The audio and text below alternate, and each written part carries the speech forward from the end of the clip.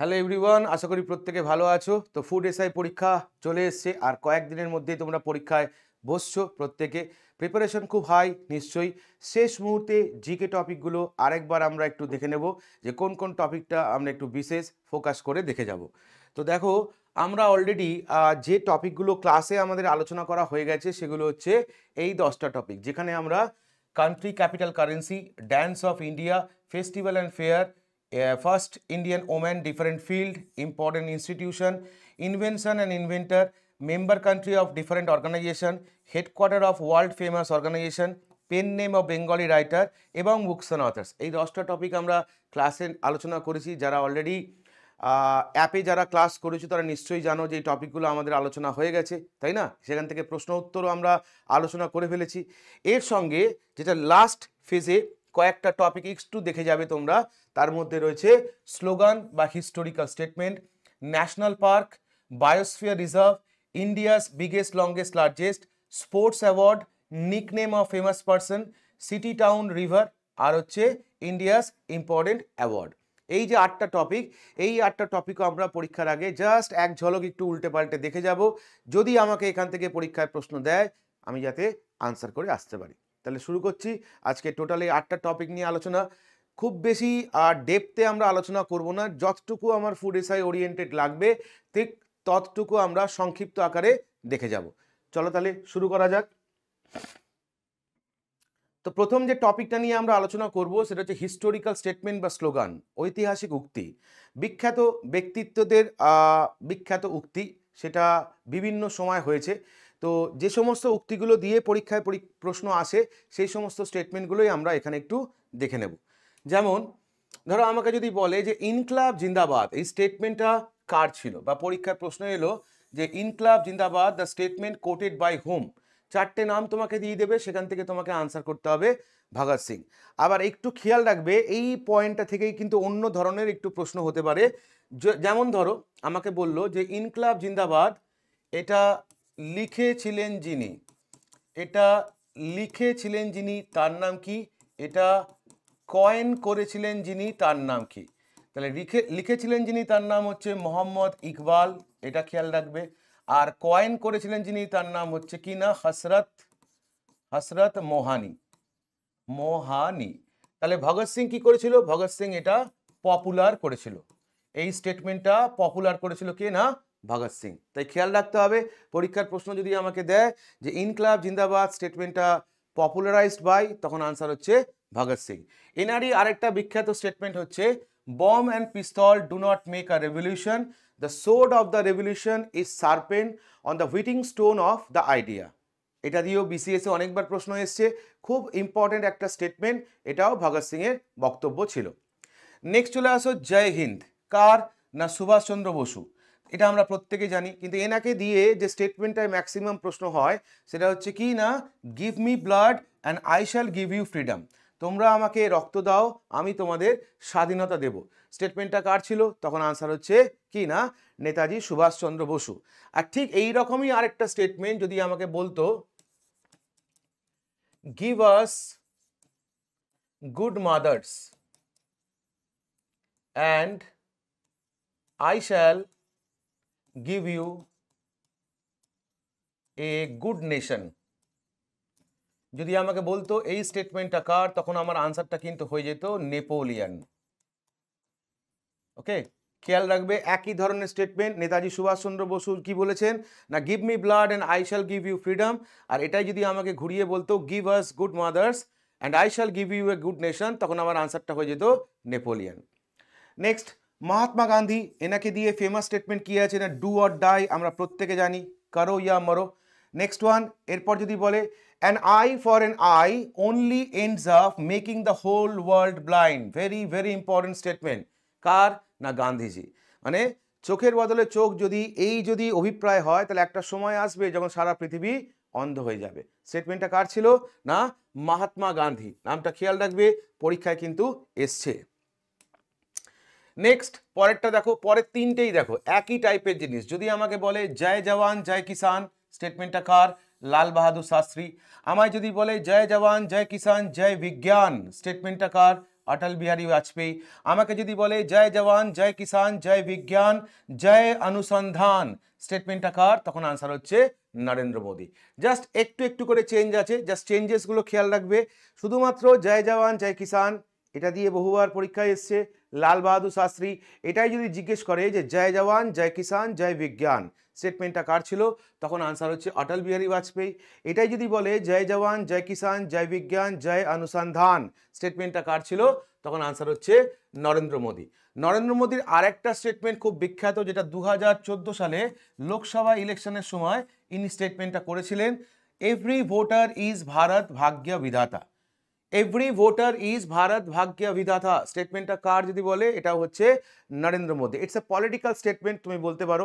ঠিক একই রকমভাবে আমরা যদি দেখি 2024-এ এবছরের যদি আমি দেখি যে নরেন্দ্র মোদীর বিখ্যাত স্টেটমেন্ট কি না, আব কি বার 400 পার। ঠিক একই রকমভাবে আমাদের মাননীয় মুখ্যমন্ত্রী মমতা ব্যানার্জির একটা পলিটিক্যাল স্টেটমেন্ট, যেটা হচ্ছে মা মাটি মানুষ। ওকে, এগুলো খুব ফেমাস, খুব ক্যাচি স্টেটমেন্ট। তো দিলেও একটা দিতে পারে যে ঠিক আছে, দিয়ে দেখা যাক পরীক্ষায় যেটা কত পার্সেন্ট ছেলেমেয়েরা স্টেটমেন্টটা জানে। নেক্সট যদি আমরা দেখি কি বলেছে দেখো, and all the men and women merely players, স্টেটমেন্টটা কার? তখন মনে রাখবে উইলিয়াম শেক্সপিয়ার। এখানে বলেছে whom the gods love die young, অর্থাৎ যারা হুম দ্য গডস লাভ, যাদেরকে ঈশ্বর খুব ভালোবাসে, ডাই ইয়ং, তারা খুব তাড়াতাড়ি ঈশ্বরের প্রিয় হয়ে যায়। স্টেটমেন্টটা কার ছিল? স্টেটমেন্টটা হচ্ছে লর্ড বায়রন। নেক্সট পরেরটা দেখো, জওহরলাল নেহরুর বিখ্যাত দুটো স্টেটমেন্ট পরীক্ষায় বহুবার এসছে, আরাম হারাম হে বললে জওহরলাল নেহরু, আর my ultimate aim is to wipe out every tears from every eye, অর্থাৎ আমার প্রথম ও প্রাথমিক লক্ষ্য হলো যাতে আমি প্রত্যেকের চোখের জল মোছাতে পারি। স্টেটমেন্টটা কার ছিল? স্টেটমেন্টটা ছিল হচ্ছে Jawaharlal Nehru. Next, Swaraj is my birth right and I shall have ইট, বহু পুরনো একটা স্টেটমেন্ট। একজন এক্সট্রিমিস্ট অর্থাৎ চরমপন্থী যার নাম বাল গঙ্গাধর তিলক, তারই একটা বিখ্যাত স্টেটমেন্ট হচ্ছে এটা, swaraj is my birth right and I shall have it. Swaraj হচ্ছে আমার জন্মসিদ্ধ অধিকার এবং আমি এটা নেবই। Next, INC is a begging institution. প্রথমত বলে রাখি, এটা ব্রিটিশ পিরিয়ডের একটা স্টেটমেন্ট। আইএনসি মানে তখন এটা ইন্ডিয়ান ন্যাশনাল কংগ্রেসকে বোঝাতো। তো তখন আমরা জানি ব্রিটিশ পিরিয়ডে কংগ্রেসের মধ্যে কিছু নরমপন্থী কিছু চরমপন্থী ছিল, তাই না? নরমপন্থীরা আলাপ আলোচনার মাধ্যমে প্রবলেমের সমস্যার সমাধান করার পক্ষপাতী ছিল, যেখানে চরমপন্থীরা কি না ছিনিয়ে নেওয়া বা কেড়ে নেওয়ার পক্ষপাতিত্ব ছিল। তো সেই রকমই একজন এক্সট্রিমিস্ট ছিলেন কে না, আমরা জানি বিজি তিলক। তো এনার বক্তব্য ছিল যে INC is a begging institution, মানে ভারতীয় জাতীয় কংগ্রেস কি না বেগ করতে ভালোবাসে, একটা বেগিং ইনস্টিটিউশন, ভিক্ষা করতে ভালোবাসে। কেন এরকম মন্তব্য করেছিলেন না, মহাত্মা গান্ধীর নেতৃত্বে ইন্ডিয়ান ন্যাশনাল কংগ্রেস কি না ব্রিটিশদের সঙ্গে ডাইরেক্ট সংঘাতে যাওয়ার আগে বিভিন্ন ইস্যুতে কি না কথাবার্তার মাধ্যমে সলভ করার চেষ্টা করতেন। আর পক্ষান্তরে যদি আমরা দেখি এই এক্সট্রিমিস্টরা, এরা কিন্তু এদের বক্তব্য ছিল হচ্ছে যে অত কিছু তো বলার দরকার নেই, আমার দরকার বা আমার জিনিস আমি ফেরত নেব, সেটা আমার মতো করে নেব, এটা ছিল বক্তব্য। তো এই নিয়ে একটা সংঘাত ছিল আমরা জানি। তো সেই সময় বাল গঙ্গাধর তিলকের একটা স্টেটমেন্ট ছিল ভারতীয় জাতীয় কংগ্রেসের প্রতি। কি স্টেটমেন্ট ছিল না, INC is a begging institution. Next পরেরটা যদি আমরা দেখি দেখো, only free man negotiate and I shall never negotiate still I am a prisoner. বক্তব্যটা কার? নেলসন ম্যান্ডেলা, যাকে আমরা বলি কি না ফাদার অফ সাউথ আফ্রিকা, তাই না? আমাদের যেমন ফাদার অফ ইন্ডিয়ার রেসপেক্টে মহাত্মা গান্ধী, তেমনি সাউথ আফ্রিকার ক্ষেত্রে কাকে বলা হয়? Nelson Mandela. তো ওনার বিখ্যাত স্টেটমেন্ট ছিল যে শুধুমাত্র স্বাধীন মানুষেরাই সমঝোতা করে, আমি কোনো সমঝোতা করব না যদিও আমি একজন কয়েদি। Next, we will face the bullet of the enemy, we are free and we will remain free. স্টেটমেন্টটা কার ছিল? চন্দ্রশেখর আজাদ। অ্যাকচুয়ালি এটা হিন্দিতে বলেছিলেন চন্দ্রশেখর আজাদ। ওনার বক্তব্য ছিল কি না, दुश्मनों का गोलियों का सामना हम करेंगे, आज़ाद ही रहे हैं आज़ाद ही रहेंगे। ওটাই ইংলিশে এখানে বলা আছে, we will face the bullet of the enemies, we are free and we will remain free. Next দেখো, পরীক্ষায় বহুবার এসছে, light is the shadow of God. স্টেটমেন্টটা কার ছিল? প্লেটো। আর man is a political animal by nature, স্টেটমেন্টটা কার ছিল? অ্যারিস্টটল। তো এই দুজন দার্শনিকের বক্তব্য দিয়ে কিন্তু পরীক্ষায় ঘুরিয়ে ফিরিয়ে প্রশ্ন বহুবার এসছে যে man is a political animal by nature, স্টেটমেন্টটা কার ছিল? তখন আনসার অ্যারিস্টটল। আর light is the shadow of God যদি বলে, স্টেটমেন্টটা কার? তখন আনসার হচ্ছে কি না Plato. Next, Congress is an microscopic element. এটাও ব্রিটিশ পিরিয়ডে একজন বিখ্যাত ব্রিটিশিয়ান যার নাম হচ্ছে লর্ড ডাফরিন, এনার বক্তব্য ছিল যে কংগ্রেস কোনো ব্যাপারই না, কংগ্রেস হচ্ছে কিনা একটা মাইক্রোস্কোপিক এলিমেন্ট, একটা ব্যঙ্গার্থে বলতে পারো ইনি স্টেটমেন্টটা করেছিলেন। তো মনে রাখবে কার না লর্ড ডাফরিনের। Next, a government of the people by the people for the people, কার স্টেটমেন্ট ছিল না অ্যাব্রাহাম লিঙ্কন, খুব বিখ্যাত পার্সোনালিটি, নিশ্চয়ই তোমরা নামটা শুনেছো। ওনারই বক্তব্য ছিল যে government of the people by the people for the people. Next, আমরা যদি আরেকটু দেখি যে অ্যাব্রাহাম লিঙ্কনের যদি বলা হয় আর একটা স্টেটমেন্ট খুব বিখ্যাত, সেক্ষেত্রে কি হবে না, সেক্ষেত্রে মনে রাখবে যে স্টেটমেন্টটা হচ্ছে যে অ্যাব্রাহাম লিঙ্কনের একটা স্টেটমেন্ট আমরা দেখতে পেলাম a government of the people by the people for the people, আরেকটা বিখ্যাত স্টেটমেন্ট হচ্ছে just as I would not like to be a slave, I would not like to be a master. অর্থাৎ কিনা আমি যেমন কৃতদাস হয়েও থাকতে চাই না, তেমন আমি প্রভু হতেও চাই না। এই স্টেটমেন্টটা ছিল বিখ্যাত অ্যাব্রাহাম লিঙ্কনের। তা দুটো মনে রাখবে। তো এইটা দিয়েই পরীক্ষায় ম্যাক্সিমাম প্রশ্ন এসছে, a government of the people by the people for the people, স্টেটমেন্টটা কার, চারটে অপশন দিয়ে দেবে, তোমাকে সেখান থেকে আনসার করতে হবে অ্যাব্রাহাম লিঙ্কন। পরের টপিকে যাব আমরা, নিকনেম অফ ফেমাস পারসন, বিখ্যাত ব্যক্তিত্বদের ডাকনাম। খুব কমন একটা টপিক, যে কোনো পরীক্ষায় বলতে পারো এখান থেকে প্রশ্ন দিয়ে থাকে। যে কোনো একজন বিখ্যাত পার্সোনালিটির নাম তোমাকে তুলে দেবে, দিয়ে বলবে এনার ডাক নামটা কি, বা একটা নিকনেম দিয়ে বলবে এটা কার নিকনেম। চলো দেখে নেওয়া যাক কি কি আছে। তো দেখো পড়ার সুবিধার্থে এতে দুটো কলাম করে দেওয়া হয়েছে, একদিকে নিকনেম আছে আর একদিকে হচ্ছে পার্সোনালিটির নাম দেওয়া আছে। তো আমরা দেখে নেব। প্রথমেই বলছে দেখো স্প্যারো, যদি বলে এটা কার নিকনেম, তখন আমার আনসার কি হবে না রাজেন্দ্র সিং, জেনারেল রাজেন্দ্র সিং এর নিকনেম হচ্ছে কি না Sparrow. Iron man of India যদি বলা হয় তখন আনসার কি না বল্লভ ভাই Patel. Iron man of India যখন বলছে তখন আনসার কি, আনসার হচ্ছে বল্লভ ভাই প্যাটেল। এটাই যদি আমাকে ওয়ার্ল্ডের রেসপেক্টে বলতো man of blood and iron, তখন আমি আনসারটা কি নিতাম বিসমার্ক, এটা খেয়াল রাখবে। Okay, man of blood and iron যদি বলতো তখন আনসার বিসমার্ক, আর এখানে বলেছে আয়রন ম্যান অফ ইন্ডিয়া, তখন আমার আনসার হয়ে যাচ্ছে কি না বল্লভ ভাই প্যাটেল। নেক্সট, স্বর কোকিলা যদি বলতো কার, সেক্ষেত্রে আনসার হচ্ছে লতা মঙ্গেশকর, বা এনাকে আরেকটা বলা হয় কি না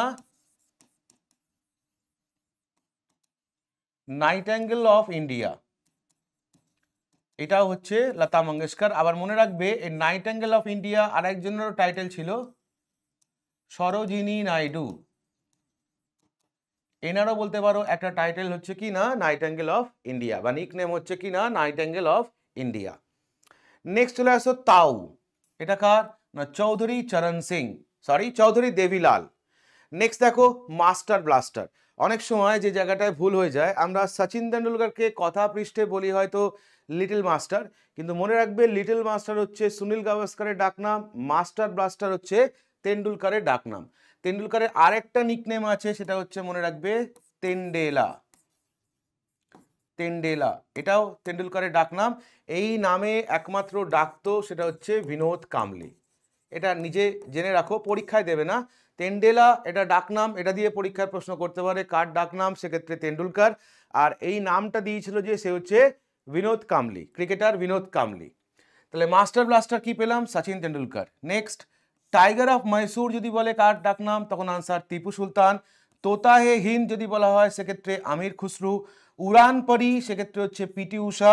আর ইয়ং টার্ক যদি বলে সেক্ষেত্রে চন্দ্রশেখর আজাদ। এখানে যদিও পিটি ঊষার ক্ষেত্রে একটাই বলেছে উড়ান পরি, তোমরা বাকি দুটো মনে রাখবে, একটা হচ্ছে গোল্ডেন গার্ল, ওকে, আর একটা হচ্ছে পায়োলি এক্সপ্রেস, পায়োলি এক্সপ্রেস। এই দুটোও কিন্তু বলতে পারো কার না পিটি ঊষারই ডাকনাম, একদিকে উড়ান পরি একদিকে গোল্ডেন গার্ল এবং পায়োলি এক্সপ্রেস, টোটাল 3টে ডাকনাম রয়েছে কার না পিটি ঊষা। হলো, তাহলে আরেকবার, স্প্যারো বললে general Rajendra Singh, iron man of India বললে বল্লভভাই প্যাটেল, স্বর কোকিলা বা নাইটেঙ্গেল অফ ইন্ডিয়া বললে সেক্ষেত্রে আনসার হচ্ছে লতা মঙ্গেশকর, তাউ বললে চৌধুরী দেভিলাল, মাস্টার ব্লাস্টার এবং তেন্ডেলা বললে সচিন তেন্ডুলকর, টাইগার অফ মহীশূর বললে আনসার হচ্ছে টিপু সুলতান, তোতায় হিন্দ বললে তখন আনসার হচ্ছে আমির খুসরু, নেক্সট উড়ান পড়ি বললে পিটি ঊষা, ইয়ং টার্ক বললে চন্দ্রশেখর আজাদ। চলো নেক্সট পরেরটা দেখবো কি বলেছে। প্রিয়দর্শিনী, প্রিয়দর্শিনী কার ডাকনাম, সেক্ষেত্রে হচ্ছে ইন্দিরা গান্ধী। আবার এই ইন্দিরা গান্ধীকে বলা হতো কি না আয়রন ওম্যান অফ ইন্ডিয়া। ভারতের পরিপ্রেক্ষিতে ইন্দিরা গান্ধীকে বলা হতো আয়রন ওম্যান অফ ইন্ডিয়া। এটাই যদি ওয়ার্ল্ডের পরিপ্রেক্ষিতে বলা হতো জাস্ট এইভাবে আয়রন ওম্যান, সেখানে যদি ইন্ডিয়া কথাটা উল্লেখ না থাকে তখন তোমার আনসার কি হবে মার্গারেট থ্যাচার। হলো, আবার iron woman of modern India যদি বলতাম মডার্ন ইন্ডিয়া, সেক্ষেত্রে তোমার আনসার কি হতো, তখন আনসার হতো আয়রন চানু শর্মিলা, আয়রন চানু শর্মিলা। হলো, নেক্সট শেরি পাঞ্জাব। দেখো খুব ভালো করে খেয়াল করবে, আমাদের যে জায়গাগুলো গুলিয়ে যায়, একটা হচ্ছে আমার শের ই পাঞ্জাব, আরেকটা হচ্ছে আমার পাঞ্জাব কেশরী, পাঞ্জাব কেশরী। মনে রাখবে একদম 200% কারেক্ট হচ্ছে পাঞ্জাব কেশরী। যখন বলবে তখন আনসার হচ্ছে রঞ্জিত সিং। হলো, আর শেরি পাঞ্জাব যখন বলবে তখন আনসার হচ্ছে কি না লালা লাজপত রায়, লালা লাজপত রায়। এবার যদি এটার কোনো পরিবর্তন তুমি দেখতে পাও, অর্থাৎ শেরি পাঞ্জাব লালা লাজপতের জায়গায় যদি অপশানে যদি দেখা যায় যে রঞ্জিত সিং রয়েছে, তখন তুমি আনসার রঞ্জিত সিং নিতে পারো, আনসার ভুল হবে না। কিন্তু ম্যাক্সিমাম ক্ষেত্রে যেটা অ্যাপ্রোপ্রিয়েট আনসার, যদি বলে পাঞ্জাব কেশরী কাকে বলা হতো, সেক্ষেত্রে রঞ্জিত সিং, আর শেরি পাঞ্জাবের রেসপেক্টে মনে রাখবে লালা লাজপত রায়। সেটাই এখানে বলেছে, দেখো শেরি পাঞ্জাব লালা লাজপত রায়। নেক্সট রাজাজি কাকে বলা হতো, চক্রবর্তী রাজা গোপালাচারী, বা এনাকেই সংক্ষেপে বলা হতো কি না সিআর, এটাও তার ডাকনাম। নেক্সট রাজর্ষি কার ডাকনাম না পুরুষোত্তম দাস ট্যান্ডন, এনার ডাকনাম হচ্ছে রাজর্ষি। শহীদে আজম কাকে বলা হতো, ভগৎ সিংকে বলা হতো শহীদে আজম। সেন্ট অফ সাবরমতি বা এনাকে আরেকটা নামেও ডাকা হতো, সেটা হচ্ছে কি না বাপু, বা তুমি বলতে পারো father of the nation, father of the nation. এই তিনটেই ডাকনাম ছিল কার না মহাত্মা গান্ধী। হলো, সেন্ট অফ গুটার্স কাকে বলা হতো, সেটা হচ্ছে mother Teresa. Shakespeare of India কাকে বলা হতো না কালিদাস। শেরি কাশ্মীর কাকে বলা হতো না শেখ মোহাম্মদ আবদুল্লাহ। তাহলে এখান থেকে মনে রাখার মতো কি কি আছে না, যদি আমাকে বলে প্রিয়দর্শিনী তখন আমার আনসার হচ্ছে ইন্দিরা গান্ধী। ওকে, নেক্সট যদি বলে আমাকে শেরি পাঞ্জাব, সেটা হচ্ছে লালা লাজপত রায়। নেক্সট যদি আমাকে বলে রাজাজি, সেক্ষেত্রে হচ্ছে চক্রবর্তী রাজা গোপালাচারী। রাজর্ষি বললে পুরুষোত্তম দাস ট্যান্ডন। শহীদে আজম বললে হচ্ছে ভগৎ সিং। সেন্ট অফ সাবরমতি বাপু, এবং ফাদার অফ দ্য নেশন বললে Mohandas Karamchand Gandhi. Saint of the gutters বললে Mother Teresa. Shakespeare of India বললে কালিদাস। শেরি কাশ্মীর বললে শেখ মোহাম্মদ আবদুল্লাহ। চলে আসো পরেরটা, ম্যান অফ পিস যদি আমাকে বলে, সেক্ষেত্রে মনে রাখবে লাল বাহাদুর শাস্ত্রী, একদম কমন। ম্যান অফ পিস যদি আমাকে বলে, সেক্ষেত্রে মনে রাখবে Lal Bahadur Shastri. Morning star of Indian renaissance যদি বলা হয়, সেক্ষেত্রে রাজা রামমোহন রায়, বা এটাই বলা হয় first modern man of India, first modern man of India কাকে বলা হয়, সেটা হচ্ছে আমার রাজা রামমোহন রায়। ওকে, নেপোলিয়ন অফ ইন্ডিয়া কাকে বলা হতো না সমুদ্রগুপ্ত। নেতাজি, এটা আমরা সবাই জানি Subhas Chandra Bose. Nightingale of India, দেখো একটু আগেই বলছিলাম এটা লতা মঙ্গেশকরের রেসপেক্টে পেয়েছি, এটা আবার সরোজিনী নাইডুর ক্ষেত্রেও ব্যবহার করা হয়। পণ্ডিতজি বা চাচা, এটা হচ্ছে জওহরলাল নেহরুর ডাকনাম। পাঞ্জাব কেশরী একটু আগেই দেখছিলাম, দেখো তখন আনসার হচ্ছে রঞ্জিত সিং। পায়োলি এক্সপ্রেস আগেই আমরা পেয়েছি, কার ডাকনাম না PT Usha. Prince of Kolkata বললে আনসার হচ্ছে সৌরভ গাঙ্গুলি। তাহলে এই স্লাইড থেকে মনে রাখার হচ্ছে কি না, ম্যান অফ পিস বা first modern man of India যদি আমাকে বলা হয় সেক্ষেত্রে আনসার হচ্ছে Lal Bahadur Shastri. Morning star of India renaissance বললে Raja Rammohan Roy. Napoleon of India বললে সমুদ্রগুপ্ত। নেতাজি বললে Subhashchandra Bose. Next nightingale of India Sarojini Naidu. Panditji Chacha যদি বলা হয় সেক্ষেত্রে জওয়াহরলাল নেহেরু। পাঞ্জাব কেসারি বললে রঞ্জিত সিং। পায়োলি এক্সপ্রেস বললে PT Usha. Prince of Kolkata বললে হচ্ছে Sourav Ganguly. Next light of Asia যদি আমাকে জিজ্ঞেস করে তখন আমার আনসার হচ্ছে lord Buddha. Father of Gujarat, এটা কিন্তু একজন একটা কি না গুরু, স্পিরিচুয়াল গুরু, নাম Ravishankar Maharaj. Grand old man of India, এটা হচ্ছে দাদাভাই নৌরোজি। আবার এটাই পরীক্ষায় আসে কি না, grand old man of Britain, তখন আনসার হচ্ছে উইলিয়াম গ্ল্যাডস্টোন। উইলিয়াম গ্ল্যাডস্টোন, খেয়াল রাখবে এটা। ইন্ডিয়া বললে দাদাভাই নৌরোজি আর ব্রিটেন বললে হচ্ছে কি না উইলিয়াম গ্ল্যাডস্টোন। লিটল মাস্টার একটু আগে পেয়েছি আমরা সুনীল গাভাস্কার, তার কারণ সচিন তেন্ডুলকরকে বলি আমরা মাস্টার ব্লাস্টার। লোকমান্য কাকে বলা হয় না বাল গঙ্গাধর তিলক। লোকনায়ক বললে সেক্ষেত্রে আনসার হচ্ছে জয়প্রকাশ নারায়ণ। আবার লোকনায়ক ছাড়াও আমরা জয়প্রকাশ নারায়ণের ডাকনাম জেপি বলেও চিনি। নেক্সট ম্যাকিয়াভেলি অফ ইন্ডিয়া, চাণক্যকে বলা হয় ম্যাজিশিয়ান অফ হকি, এটা মনে রাখবে কাকে বলা হয় না ধ্যানচাঁদকে বলা হয়। মহামান্য যদি বলা হয় কাকে তখন মনে রাখবে মদন মোহন মালব্য। তাহলে লোকমান্য হচ্ছে তিলক, লোকনায়ক হচ্ছে জয়প্রকাশ নারায়ণ, আর মহামান্য হচ্ছে মদন মোহন মালব্য। পরীক্ষায় কিন্তু ঘুরিয়ে ফিরিয়ে দেয়, তাই একটু খেয়াল রাখবে। নেক্সট দেখো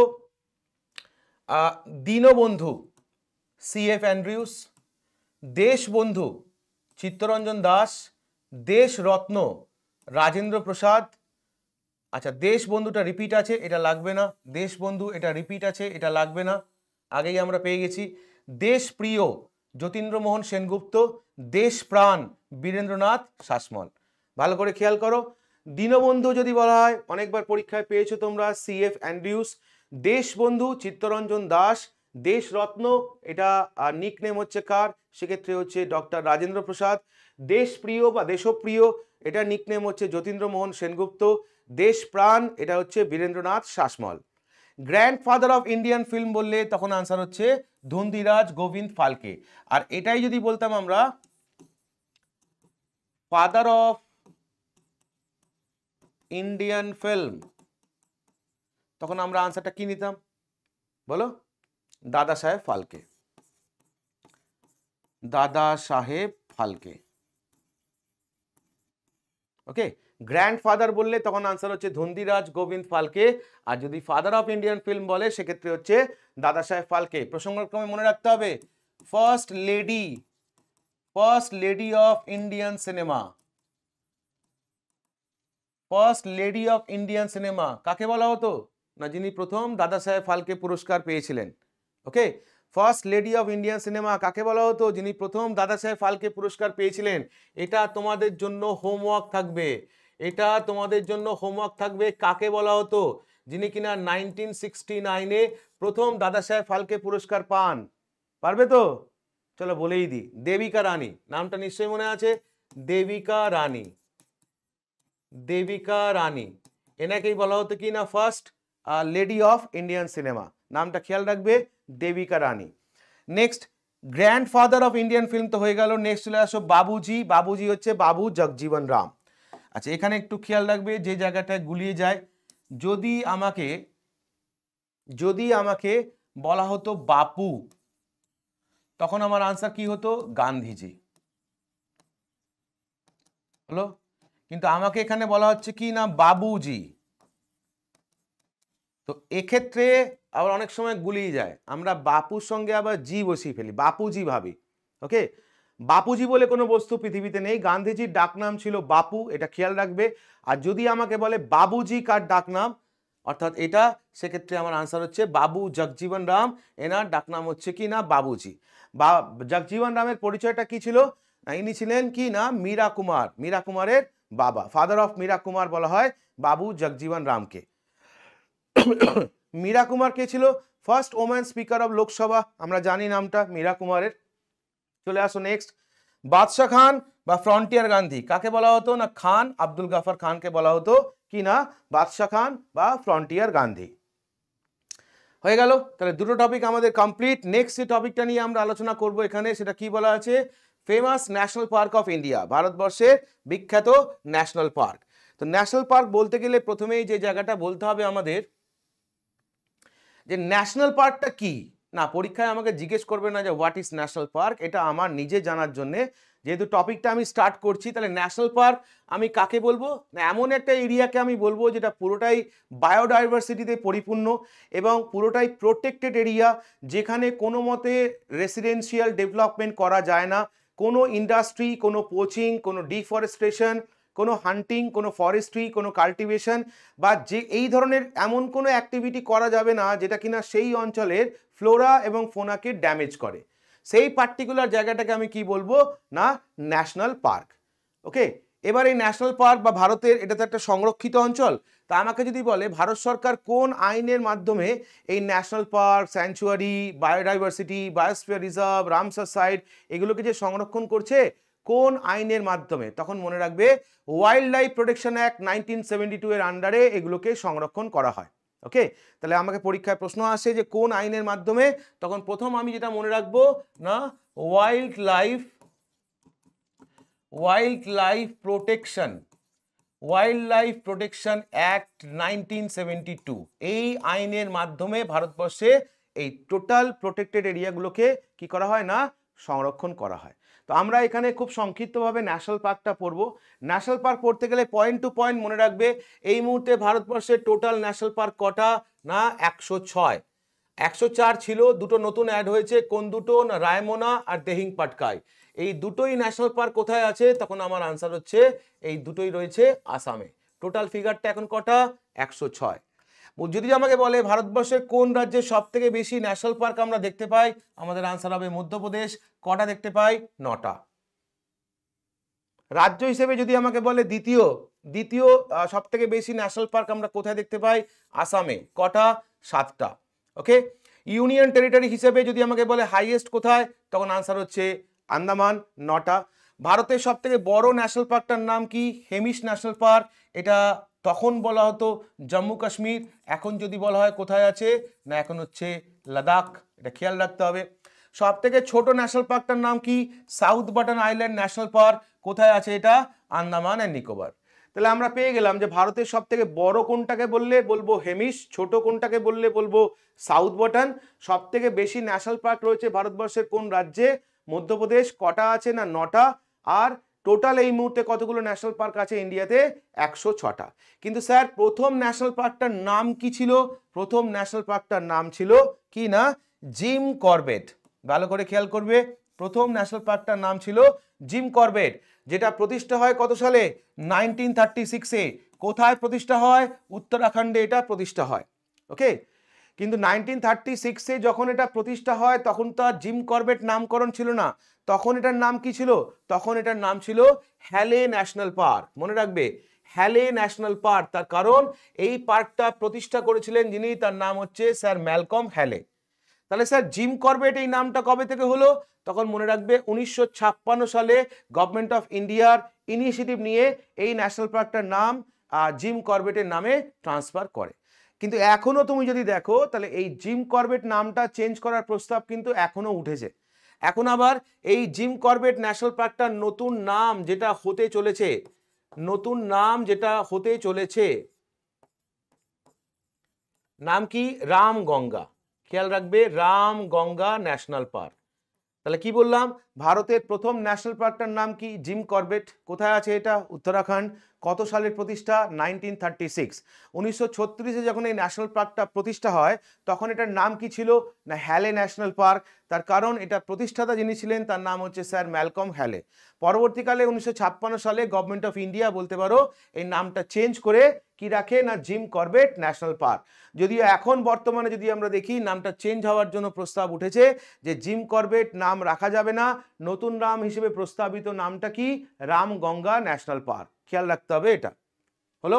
আর 2020 সালে লাস্ট ন্যাশনাল পার্কের তকমা পেয়েছে কিনা দেহিং পাটকাই ন্যাশনাল পার্ক এবং তার সাথে হচ্ছে রায়মোনা ন্যাশনাল পার্ক, যে দুটো রয়েছে কোথায়, আসামে। হলো। নেক্সট এবার আমরা রাজ্যভিত্তিক কিছু ইম্পর্টেন্ট ন্যাশনাল পার্কের নাম দেখে নেব। যেমন ওয়েস্ট বেঙ্গল বললে আমরা অবশ্যই মনে রাখবো গরুমারা, বক্সা, নেওরা ভ্যালি, সিঙ্গলীলা, জলদাপাড়া, সুন্দরবন। অবশ্যই ছটাই মনে রাখতে হবে, কিছু বাদ দিলে হবে না। উত্তরাখণ্ডের রেসপেক্টে অবশ্যই মনে রাখতে হবে নন্দা দেবী ন্যাশনাল পার্ক, এছাড়া Jim Corbett national park, Gangotri national park, Rajaji national park, Valley of Flower national park. Total 6টা আছে, 5টা নাম একটু ভালো করে মনে রাখার চেষ্টা করবে। কি বললাম, গঙ্গোত্রী, গোবিন্দ পশু বিহার, জিম কর্বেট, নন্দা দেবী, রাজাজি এবং ভ্যালি অফ ফ্লাওয়ার। তামিলনাড়ুর ক্ষেত্রে এখানে 5টা বলা আছে, যার মধ্যে অবশ্যই Gulf of Mannar marine national park, এটা মনে রাখবে। আর কি না, মুদুমালাই ন্যাশনাল পার্ক, দুটো অবশ্যই মনে রাখবে। 5টা কি দেওয়া ছিল না, Mudumalai national park, Mukurthi national park, Indira Gandhi national park, Guindy national park এবং গালফ অফ মান্নার। তো এখান থেকে দুটো অবশ্যই মনে রাখবে, 1 নম্বরটা এবং 5 নম্বরটা। চলে আসো রাজস্থান, এখান থেকে বহুবার প্রশ্ন হয়েছে।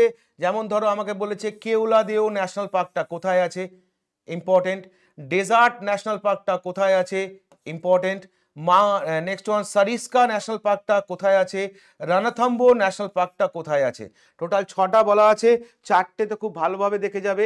যেমন প্রথমটা রয়েছে দেখো দারা ন্যাশনাল পার্ক, সেকেন্ড হচ্ছে ডেজার্ট ন্যাশনাল পার্ক, থার্ড হচ্ছে কেওলাদেও ন্যাশনাল পার্ক, ফোর্থ হচ্ছে Mount Abu wild life sanctuary, fifth হচ্ছে রণথম্বোর ন্যাশনাল পার্ক, সিক্সথ হচ্ছে সারিস্কা ন্যাশনাল পার্ক। চলে আসো নেক্সট মহারাষ্ট্রের ক্ষেত্রে মনে রাখবে Chandoli national park, important. Navegaon national park, important. Pench national park, important. Next হচ্ছে তাদোবা ন্যাশনাল পার্ক, ইম্পর্টেন্ট। মধ্যপ্রদেশের রেসপেক্টে মনে রাখবে Bandhavgarh, Kanha, Panna, Pench, Sanjay, Vanvihar, Satpura. These are all important national park in MP বা Madhya Pradesh.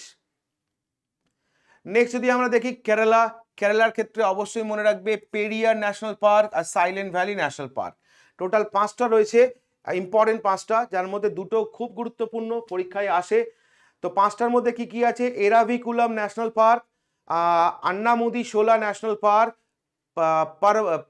পারবাদাম Shola national park, Periyar national park, Silent Valley national park. এখানে 2 আর 3টা অবশ্যই মনে রাখবে। কর্ণাটকের ক্ষেত্রে Anshi national park, Bandipur, Bannerghatta, কুদের মুখ, 4টেই মনে রাখতে হবে, পরীক্ষায় কিন্তু ঘুরিয়ে ফিরিয়ে দিয়ে থাকে।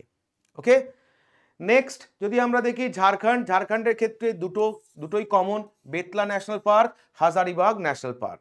জম্মু কাশ্মীরের রেসপেক্টে ডাচিগাম, হেমিস, সালিম আলী, 3টে অবশ্যই মনে রাখবে। আর 4 নম্বরটা রয়েছে দেখো কিস্টওয়ার্থ। তো কিস্টওয়ার্থটা যদি না মনে থাকে অসুবিধা নেই, ডাচিগাম, হেমিস এবং সালিম আলী ন্যাশনাল পার্ক অতি অবশ্যই মনে রাখতে হবে। এবার আমাকে পরীক্ষায় প্রশ্ন করতে পারে সুন্দরবনকে নিয়ে, কারণ পরীক্ষায় আমরা জানি একটা ট্রেন্ড আছে যে সুন্দরবনকে নিয়ে প্রশ্ন করা। তো সুন্দরবনকে নিয়ে প্রশ্ন কি করতে পারে না, সুন্দরবন কত সালে টাইগার রিজার্ভের তকমা পায়, 1973। সুন্দরবনকে কত সালে ওয়াইল্ড লাইফ স্যাংচুয়ারি ঘোষণা করা হয়, 1977। সুন্দরবনকে ন্যাশনাল পার্কের তকমা দেওয়া হয় 1984। সুন্দরবনকে ওয়ার্ল্ড হেরিটেজ সাইটের তকমা দেওয়া হয় 1987। সুন্দরবনকে বায়োস্ফিয়ার রিজার্ভের তকমা দেওয়া হয় 1989। আর সুন্দরবনকে কি না ওয়েটল্যান্ড বা জলাভূমির তকমা দেওয়া হয় কবে না 2019। সুন্দরবন নিয়ে একটা না একটা প্রশ্ন পরীক্ষায় দিয়ে থাকে, not only for food SI, যে কোনো পরীক্ষার জন্যই বলতে পারো একটা এভারগ্রিন টপিক হচ্ছে সুন্দরবন, যেখান থেকে পরীক্ষার প্রশ্ন হয়ে থাকে। এরপর আমরা যে টপিকটা নিয়ে আলোচনা করব সেটা কিনা বায়োস্ফিয়ার রিজার্ভ। তাহলে 3টে টপিক আমাদের কমপ্লিট হয়ে গেল। এরপর আমরা যে টপিক নিয়ে আলোচনা করব সেটা কি না বায়োস্ফিয়ার রিজার্ভ। তো বায়োস্ফিয়ার রিজার্ভ নিয়ে আমাদের আলোচনা করার আগে জাস্ট পয়েন্ট টু পয়েন্ট মনে রাখবে, ভারতবর্ষে টোটাল বায়োস্ফিয়ার রিজার্ভ কটা আছে, 18টা। প্রথম কোনটা বায়োস্ফিয়ার রিজার্ভের তকমা পায়, নীলগিরি, কত সাল, 1986। আচ্ছা, ওয়েস্ট বেঙ্গলে বায়োস্ফিয়ার রিজার্ভ কটা আছে, একটা, কি নাম, সুন্দরবন। আচ্ছা, এই বায়োস্ফিয়ার রিজার্ভ যদি আমরা দেখি একটা আদর্শ বায়োস্ফিয়ার রিজার্ভের টোটাল লেয়ার কটা, সেক্ষেত্রে 3টে লেয়ার হয়, তাই না। একটা কোর এরিয়া, তাকে ঘিরে থাকে যেটা সেটাকে বলি আমরা বাফার জোন, আর বাফার জোনকে ঘিরে থাকে যেটা সেটাকে আমরা বলি কি না আউটার মোস্ট লেয়ার বা সব থেকে বাইরের লেয়ার। তো এই তিনটে লেয়ারের মধ্যে যদি তোমাকে বলা হয়, জিজ্ঞেস করা হয় যে আচ্ছা কোন লেয়ারে মানুষের প্রবেশ নিষিদ্ধ, আমরা জানি কি না কোর এরিয়াতে মানুষের প্রবেশ নিষিদ্ধ, তার কারণ সেখানে এন্ডেঞ্জার স্পিসিস এবং প্লান্ট কে সংরক্ষণ করা হয়, একমাত্র রিসার্চার যারা আছে তারাই সেখানে প্রবেশ করতে পারে, সাধারণ মানুষের প্রবেশ নিষেধ। তাহলে সাধারণ মানুষ আউটার মোস্ট লেয়ারটাতে প্রবেশ করতে পারে, সেটা ট্যুরিজমের জন্য হতে পারে, সেটা ফিশিংয়ের জন্য হতে পারে, সেটা কোনো রিসার্চ ওয়ার্কের জন্য হতে পারে, মাঝখানে বাফার জোনেও যেতে পারে, সেখানেও মানুষের প্রবেশ অধিকার আছে, কিন্তু কখনোই এই কোর এরিয়াতে মানুষের প্রবেশ অধিকার নেই। এবার আমাকে প্রশ্ন করলো এই যে বায়োস্ফিয়ার রিজার্ভ, তো এই এনভায়রনমেন্টের সঙ্গে মানুষের সম্পর্ক ডেভেলপমেন্ট করার ক্ষেত্রে ইউনেস্কো কত সালে UNESCO man and biosphere reserve প্রোগ্রামটা লঞ্চ করে, সেক্ষেত্রে মনে রাখবো কি না 1971-এ লঞ্চ করে, রাইট। এবার এই ভারতের যে 18টা বায়োস্ফিয়ার রিজার্ভ আছে, 18টার মধ্যে কতগুলোকে এই ম্যাবের আন্ডারে নিয়ে আসা হয়, সেক্ষেত্রে মনে রাখবো 12টাকে নিয়ে আসা হয়। এই যে 18টা প্রথমে আমরা দেখলাম, সব থেকে বড় যদি বলা হয় বায়োস্ফিয়ার রিজার্ভটার নাম কি, সেক্ষেত্রে মনে রাখবো কচ্ছ। তাহলে প্রথম যেটা ডিক্লেয়ার করা হয়েছিল নীলগিরি, সব থেকে বড় কোনটা যদি বলা হয় সেক্ষেত্রে মনে রাখবো কচ্ছ। আর এই 18টা থেকে কটাকে ম্যাবের আন্ডারে নিয়ে আসা হয়েছে না 12টাকে নিয়ে আসা হয়েছে। লাস্ট কোনটাকে নিয়ে আসা হয়েছে না পান্না বায়োস্ফিয়ার রিজার্ভকে ম্যাবের আন্ডারে নিয়ে আসা হয়েছে। কোন সালে, তখন মনে রাখতে হবে কি না 2020-তে। তাহলে 12তমটা নাম হচ্ছে পান্না, 2020-তে এটাকে ইনক্লুড করা হয়। তাহলে পরীক্ষায় তো এটাও দিতে পারে যে 11তমটার নাম কি, বা এটাকে কোন সালে ইনক্লুড করা হয় ম্যাবের আন্ডারে। তাহলে 11তমটার নাম হচ্ছে কাঞ্চনজঙ্ঘা বায়োস্ফিয়ার রিজার্ভ, আর এটাকে ইউনেস্কোর ম্যাপ প্রোগ্রামের আন্ডারে আনা হয় 2018-তে। জাস্ট এই কটা পয়েন্ট মনে রাখবে, তাহলেই হচ্ছে biosphere reserve of India topic তোমাদের কাছে ক্লিয়ার। দেখে নাও, ঠিক সেই মতো করেই বলা হয়েছে। আমি একটু আগেই বলেছিলাম একটা আদর্শ বায়োস্ফিয়ার রিজার্ভের 3টে লেয়ার আলোচনাও করে দিয়েছি, কোর এরিয়ার কাকে বলে, বাফার জোন কাকে বলে, ট্রানজিশন জোন কাকে বলে। ওকে, আমরা যদি ছবিতে দেখি, তাহলে ছবিতে এই জায়গাটা হচ্ছে আমার কোর এরিয়া, এখানে কোনো রকম ভাবে মানুষের প্রবেশ নিষিদ্ধ। ওকে, তার কারণ এন্ডেঞ্জার স্পিসিস বা প্লান্ট এখানে কি করা হয় না সংরক্ষণ করা হয়, কোনো রকম মানুষের ইন্টারফারেন্স এখানে বরদাস্ত করা হবে না। মাঝখানের এই লেয়ারটা, এই লেয়ারটাকে কি বলা হয়, এটা হচ্ছে আমার বাফার জোন, তাই না। এখানে অল্প পরিমাণে ফিশিং, গ্রেজিং এগুলো করা যেতে পারে, রিসার্চ ওয়ার্ক করা যেতে পারে। আর একদম এই বাইরের পোর্শনটাকে কি বলা হয়, একটু আগেই বললাম, এটাকে বলা হয় আউটার মোস্ট লেয়ার বা একদম বাইরের অংশ, যেখানে কিনা তুমি যে কোনো ধরনের ট্যুরিজম, যে কোনো ধরনের ফিশিং, গ্রেজিং যা খুশি করতে পারো। ওকে, এবার আমরা আলোচনা করেছিলাম ভারতবর্ষের টোটাল বায়োস্ফিয়ার রিজার্ভ কটা না 18টা। কোন 18টা না দেখো, কোল্ড ডেজার্ট যেটা রয়েছে হিমাচল প্রদেশে, নন্দা দেবী যেটা রয়েছে উত্তরাখণ্ডে, কাঞ্চনজঙ্ঘা যেটা সিকিমে, দিহাং দিবাং অরুণাচল, মানস আসাম, ডিব্রু শিখাওয়া আসাম, নোকরেক মেঘালয়, পান্না মধ্যপ্রদেশ, পাঁচমারি মধ্যপ্রদেশ, আচানকমার এটা হচ্ছে এমপি ছত্তিশগড়ে ছড়িয়ে রয়েছে, কচ্ছ এটা হচ্ছে সব থেকে বড় গুজরাট, ওড়িশা সিমলিপাল ওড়িশাতে, সুন্দরবন এটা হচ্ছে আমাদের ওয়েস্ট বেঙ্গলে, আর সাসাচালাম এটা হচ্ছে অন্ধ্রপ্রদেশে, আগাস্সিয়ামালাই এটা কর্ণাটকা, তামিলনাড়ু, কেরালা ছড়িয়ে রয়েছে, নীলগিরি যেটা কিনা প্রথম, টোটাল যদি আমি দেখি তামিলনাড়ু, কেরালা, কর্ণাটকাতে ছড়িয়ে রয়েছে। আচ্ছা, গালফ অফ মান্নার এটা হচ্ছে আমার তামিলনাড়ু, আর গ্রেট নিকোবর এটা হচ্ছে আমার আন্দামান অ্যান্ড নিকোবর। তাহলে টোটাল যে 18টা বায়োস্ফিয়ার রিজার্ভ রয়েছে, যদি আমার লোকেশন মনে রাখতে হয় তাহলে আমি কোথায় কোনটা আছে মনে রাখবো, অন্যথায় যেগুলো স্টার সাইন দিয়ে রাখলাম অর্থাৎ সব থেকে বড় কোনটা তখন মনে রাখতে হবে কচ্ছ, প্রথম কোনটা সেটা হচ্ছে আমার নীলগিরি, আর ওয়েস্ট বেঙ্গলে কটা তোমার বায়োস্ফিয়ার রিজার্ভ আছে সেক্ষেত্রে হচ্ছে একটা, কি নাম না সুন্দরবন। এবার এই man and biosphere reserve programme একটু আগেই দেখেছিলাম, এটা লঞ্চ করা হয়েছিল কত সালে, 1971-এ। কারা লঞ্চ করেছে, ইউনেস্কো। উদ্দেশ্য কি তুমি যদি দেখো, দেখো এখানে পরিষ্কার বলা আছে উদ্দেশ্য, এমটা কি না, to establish a scientific basis for the improvement of relationship between people and their environment. তাহলে মানুষ এবং তার এনভায়রনমেন্টের সঙ্গে বলতে পারো একটা সম্পর্ক তৈরি করাই হচ্ছে এই UNESCO man and biosphere reserve প্রোগ্রামের অন্যতম উদ্দেশ্য, যেটা লঞ্চ করেছিল ইউনেস্কো 1971-এ। আর এই 1971-এ লঞ্চ করার পর ভারত থেকে টোটাল প্রথম লটে 11খানা নেওয়া হয়, তারপর একটা যোগ হয়েছে, এখন বর্তমানে সংখ্যা কটা না 12টা। কোন 12টা ম্যাবের আন্ডারে রয়েছে? Nilgiri, gulf of Mannar, Sundarban, Nanda Devi, Nokrek, Pachmarhi, Similipal, Achanakmar, great Nicobar, Agasthyamalai আর কাঞ্চনজঙ্ঘা। আর লেটেস্ট যেটা অ্যাড হয়েছে সেটার নাম কি বললাম না পান্না। কোথায় আছে না মধ্যপ্রদেশে। কোন সালে অ্যাড হয়েছে না 2020-তে। তাহলে আগে কি ছিল কটা? প্রথম লটে নেওয়া হয়েছিল 11টা। আর এই 11তমটার নাম কি? তাহলে 11তমটার নাম হচ্ছে কি না এই যে দেখো কাঞ্চনজঙ্ঘা, যেটা 2018তে যাকে ইনক্লুড করা হয়। এরপর এর সঙ্গে যোগ হচ্ছে একটা, কোন একটা না এই মধ্য পান্না যেটা সেটা, এটা যোগ হয়েছে কবে? এটা যোগ হয়েছে 2020-তে। তাহলে এখন টোটাল সংখ্যা কটা? UNESCO man and biosphere reserve প্রোগ্রামের আন্ডারে ভারত থেকে 18টার মধ্যে 12টা বায়োস্ফিয়ার রিজার্ভকে এর মধ্যে ইনক্লুড করা হয়েছে। নেক্সট চলো তাহলে পরের টপিকটা আমরা দেখে নিই, যেটা হচ্ছে ইন্ডিয়াস বিগেস্ট লংগেস্ট লার্জেস্ট, বা যেটাকে তুমি বলতে পারো highest biggest longest largest of India. টপিকটা একদম সংক্ষিপ্ত আকারে দেওয়া আছে, যেখানে বলছে দেখো biggest cave temple in India. যদি আমাকে বলে biggest cave temple in India, সেক্ষেত্রে আমি আনসার কি নেব? কৈলাস টেম্পল। কোথায় আছে এটা? মহারাষ্ট্র। এক কথায় উত্তর। বিগেস্ট মস্ক, সব থেকে বড় মসজিদ ভারতবর্ষের রেসপেক্টে, এখানে দুটো আনসার হতে পারে, একটা জামা মসজিদ যেটা দিল্লিতে আছে, অথবা তাজ উল মসজিদ যেটা ভোপালে আছে। তো যেরকম অপশন থাকবে সেই রেসপেক্টে আনসার করবে। তাজ উল মসজিদটা হচ্ছে এই মুহূর্তে ভারতবর্ষের সব থেকে বড় মসজিদ, কিন্তু ম্যাক্সিমাম ক্ষেত্রে তুমি অপশনটা এখানে পাবে যেটা, সেটা হচ্ছে জামা মসজিদ, যেটা রয়েছে কোথায়? দিল্লিতে রয়েছে। তাই জামা মসজিদ যদি অপশন থাকে তোমার আনসার জামা মসজিদই হবে। Largest cricket stadium in India, ইন্ডিয়ার রেসপেক্টে সব থেকে বড় ক্রিকেট স্টেডিয়াম আমরা জানি নরেন্দ্র মোদী স্টেডিয়াম, যার আরেক নাম যদি বলা হয় মোতেরা স্টেডিয়াম। আর এটা যে শুধুমাত্র ভারতবর্ষের সাপেক্ষে বড় স্টেডিয়াম তা নয়, এটা ওয়ার্ল্ডেরও এই মুহূর্তে সব থেকে বড় স্টেডিয়াম। ইন্ডিয়ার মধ্যে সব থেকে বড় ক্রিকেট স্টেডিয়াম এটাকেই বলা হয়, ইন্ডিয়ার মধ্যে সব থেকে বড় স্টেডিয়াম এটাকেই বলা হয়। ফুটবলের রেসপেক্টে মনে রাখবে ভারতের সব থেকে বড় স্টেডিয়ামটার নাম হচ্ছে সল্টলেক স্টেডিয়াম। ফাস্টেস্ট ট্রেন এই মুহূর্তে বন্দে ভারত এক্সপ্রেস, যেটা হচ্ছে 180 কিলোমিটার পার আওয়ার এর স্পিড, যেটা চলে দিল্লি থেকে বারাণসী। যদি এটা অপশন না পাও, নেক্সট তোমার আনসারটা হবে গতিমান এক্সপ্রেস, যেটা স্পিড হচ্ছে 160 kilometre per hour Delhi to Agra. Vande ভারতের আগে যে ট্রেনটাকে ভারতের ফাস্টেস্ট ট্রেন বলে কাউন্ট করা হতো সেটা হচ্ছে গতিমান এক্সপ্রেস। নেক্সট পরেরটা খুব ভালো করে খেয়াল রাখবে এই দুটো পয়েন্টের রেসপেক্টে, যেখানে বলছে Indian state having longest coast line, মানে state with the longest coast line যদি বলা হয় সেক্ষেত্রে আনসার নেব গুজরাট। কিন্তু এটাই যদি আমাকে বলে longest coast line of south India, south ইন্ডিয়ার রেসপেক্টে সব থেকে লম্বা কোস্ট লাইন, সেক্ষেত্রে আনসার হচ্ছে Andhra Pradesh. Highest airport in India, India সব থেকে উঁচুতে যে এয়ারপোর্টটা রয়েছে তার নাম কুশক বাকুলা রিম্পোচি এয়ারপোর্ট। কোথায় আছে এটা? লেতে আছে। হাইয়েস্ট এয়ারবেস ইন ইন্ডিয়া যদি বলা হয় সেক্ষেত্রে মনে রাখবে এটা হচ্ছে দৌলতাবেগ ওল্ডি এয়ারবেস। কোথায় আছে এটা? লাদাখে আছে। হাইয়েস্ট সিভিলিয়ান অ্যাওয়ার্ড আমরা জানি কি না, সেটা হচ্ছে ভারতরত্ন।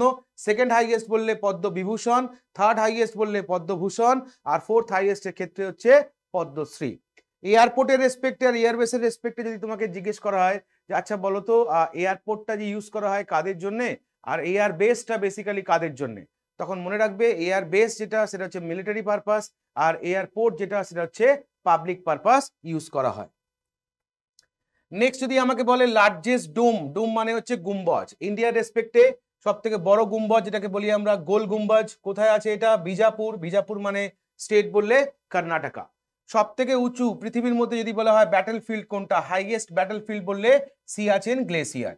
হাইয়েস্ট ড্যাম বহুবার পরীক্ষায় এসছে এটা মনে রাখবে, সব থেকে উঁচু ড্যাম হচ্ছে তেহরি ড্যাম। কোন নদীর ওপরে? ভাগীরথী নদীর ওপরে। কোথায় আছে এটা? উত্তরাখণ্ড। লংগেস্ট ড্যাম এটা হচ্ছে আমার হীরাকুন্দ ড্যাম। কোন নদীর ওপরে যদি বলা হয় এটা হচ্ছে আমার মহানদীর উপরে। ওকে, রিভারটার নেম মনে রাখবে মহানদী। স্টেট বললে কোথায় আছে এটা? এটা আছে হচ্ছে ওড়িশাতে। Highest war time gallantry award, যুদ্ধকালীন সর্বোচ্চ পুরস্কারটার নাম কি? পরমবীর চক্র। আর highest piece time gallantry award বললে সেক্ষেত্রে আনসার হচ্ছে অশোক চক্র। নেক্সট লার্জেস্ট মিউজিয়াম, ইন্ডিয়ার রেসপেক্টে সব থেকে বড় মিউজিয়ামটার নাম কি না ইন্ডিয়ান মিউজিয়াম, বা যার আগের নাম ছিল ইম্পেরিয়াল মিউজিয়াম। কোথায় আছে এটা? কলকাতা। লার্জেস্ট লাইব্রেরি বললেও সেম আনসার, ইন্ডিয়ান লাইব্রেরি। কোথায় আছে না কলকাতা। লার্জেস্ট জেল, সব থেকে বড় জেল বললে তিহার জেল। কোথায় আছে এটা? দিল্লিতে। টলেস্ট স্ট্যাচু কোনটা ভারতবর্ষের রেসপেক্টে? স্ট্যাচু অফ ইউনিটি, যেটা সর্দার বল্লভ ভাই প্যাটেলের স্ট্যাচু। কোথায় আছে এটা? গুজরাটে আছে। আর লংগেস্ট রেলওয়ে প্ল্যাটফর্ম যদি বলা হয় হুব্বালি, কোথায় আছে এটা? কর্ণাটকাতে আছে। ওকে, তো হুব্বালি হচ্ছে এই মুহূর্তে ভারতবর্ষের সব থেকে লম্বা প্ল্যাটফর্ম। সেকেন্ড লংগেস্ট যদি বলা হয় সেক্ষেত্রে গোরখপুর, থার্ড লংগেস্ট বললে হচ্ছে কোল্লাম জাংশন, আর ফোর্থ হচ্ছে এখন বর্তমানে আমাদের ওয়েস্ট বেঙ্গলের খড়গপুর। নেক্সট চলে যাও পরের টপিক, সিটি টাউন রিভার, অর্থাৎ কোন নদীর তীরে কোন শহরটা অবস্থিত। এখানে আমরা ইন্ডিয়া এবং ওয়েস্ট বেঙ্গল দুটো পার্টে ভাগ করেছি। ইন্ডিয়া এবং ওয়েস্ট বেঙ্গলের সাপেক্ষে কোন নদীর তীরে কোন শহরটা অবস্থিত আমরা এক ঝলকে দেখে নেব। দেখো এখানে একদম জিস্ট করে বলা আছে, তোমাকে যদি বলে যমুনা নদীর তীরে কোন কোন শহরগুলো রয়েছে, না এই শহরগুলো রয়েছে, যার মধ্যে পরীক্ষায় তুমি হামেশাই দেখতে পাবে মথুরা কোন নদীর তীরে, আগ্রা কোন নদীর তীরে, ফিরোজাবাদ কোন নদীর তীরে, দিল্লি কোন নদীর তীরে, এইভাবে পরীক্ষায় প্রশ্ন হয়। তাই মনে রাখার সুবিধার্থে এখানে আমরা পরপর করে দিয়েছি, ভাগপত, দিল্লি, নয়ডা, মথুরা, আগ্রা, ফিরোজাবাদ, এটাওয়া, কালপি, হামিরপুর সবকটাই হচ্ছে যমুনার তীরে। একই রকম ভাবে যদি বলা হয় গঙ্গার তীরে কোন কোন শহর রয়েছে, তাহলে গঙ্গার তীরে টোটাল এতগুলো শহর তুমি দেখতে পারবে, যার মধ্যে পরীক্ষায় প্রায় দিয়ে থাকে ভাগলপুর, এটা শহরটা কোন নদীর তীরে, নদীটা দিয়ে জিজ্ঞেস করে। তোমাকে জিজ্ঞেস করবে পাটনা কোন নদীর তীরে, বারাণসী কোন নদীর তীরে, মির্জাপুর কোন নদীর তীরে, এলাহাবাদ, কানপুর, হরিদ্বার কোন নদীর তীরে। এগুলো পরীক্ষায় বারংবার রিপিট হয়েছে, তাই এটা এক জায়গায় করে দেওয়া আছে। একই রকম মহানদীর রেসপেক্টে তোমাকে জিজ্ঞেস করে যে কটক বা সম্বলপুর এই শহরগুলো কোন নদীর তীরে। যদিও ওভারঅল মহানদীর তীরে আমরা যদি দেখি তাহলে রায়পুর, রাজিম, সম্বলপুর, কটক, সোনপুর বা সোনেপুর, কান্টিলো, বৌদ্ধ, বাঙ্কি এবং পারাদীপ শহরগুলো অবস্থিত। চলে আসো ব্রহ্মপুত্র নদীর তীরে কোন শহর অবস্থিত যদি জিজ্ঞেস করে, তাহলে মনে রাখবে তেজপুর, ডিব্রুগড়, যোরহাট, গুয়াহাটি, ধুবড়ি, যেগুলো হচ্ছে ব্রহ্মপুত্র নদীর তীরে। এছাড়াও যদি আমাকে ফ্ল্যাট এইভাবেও জিজ্ঞেস করতে পারে যে অযোধ্যা, যেটা এখন নিউজে আছে, এটা কোন নদীর তীরে, তখন মনে রাখবে সরজু, কোন স্টেট, উত্তরপ্রদেশ। যদি বলে বদ্রীনাথ কোন নদীর তীরে, অলকানন্দা কোন স্টেট, উত্তরাখণ্ড। ব্রহ্মপুর কোন নদীর তীরে, ঋষিকুলিয়া কোন স্টেট, ওড়িশা। ছাতারপুর যেটা কিনা ঋষিকুলিয়া কোন স্টেট, না ওড়িশা। একই রকম ভাবে ফিরোজপুর যদি আমরা বলি কোন নদীর তীরে, না সুতলেজ স্টেট বললে পাঞ্জাব। হায়দ্রাবাদ কোন নদীর তীরে, মুসি কোন স্টেট, না তেলেঙ্গানা। জব্বলপুর কোন নদীর তীরে, নর্মদা কোন স্টেট, না মধ্যপ্রদেশ। এইভাবে তোমাকে কিন্তু পরীক্ষায় যে কোনো একটা শহরের নাম দিয়ে জিজ্ঞেস করবে যে এই শহরটা কোন নদীর তীরে অবস্থিত। সেক্ষেত্রে কিন্তু মনে রাখতে হবে যে এই শহরটা, এইভাবে কিন্তু জিনিসটা তুমি যদি মনে রাখো তাহলে তোমার ক্ষেত্রে কিন্তু জিনিসটা খুব ইজি হয়ে যাবে মনে রাখার রেসপেক্টে। এবং পরীক্ষায় কিন্তু একটা না একটা প্রশ্ন কিন্তু তুমি এখান থেকে পাবেই, দিয়েই থাকে। তোমাকে বলতে পারে বিশ্বামিত্রী নদীর তীরে কোন শহরটা অবস্থিত, তোমার আনসার বদোদরা। তোমাকে বলতে পারে সুরাট শহরটা কোন নদীর তীরে অবস্থিত, তাপ্তি বা টাপি। তোমাকে বলতে পারে ব্যাঙ্গালোর শহরটা কোন নদীর তীরে অবস্থিত, বীরসা ভাবাতি। তোমাকে বলতে পারে ম্যাঙ্গালোর শহরটা কোন নদীর তীরে অবস্থিত, তখন দুটো নদী আছে, একটা নেত্রাবতী আর একটা গুরুপুরা। তোমাকে বলতে পারে শিমোগা শহরটা কোন নদীর তীরে অবস্থিত, তখন মনে রাখবে তুঙ্গা রিভার।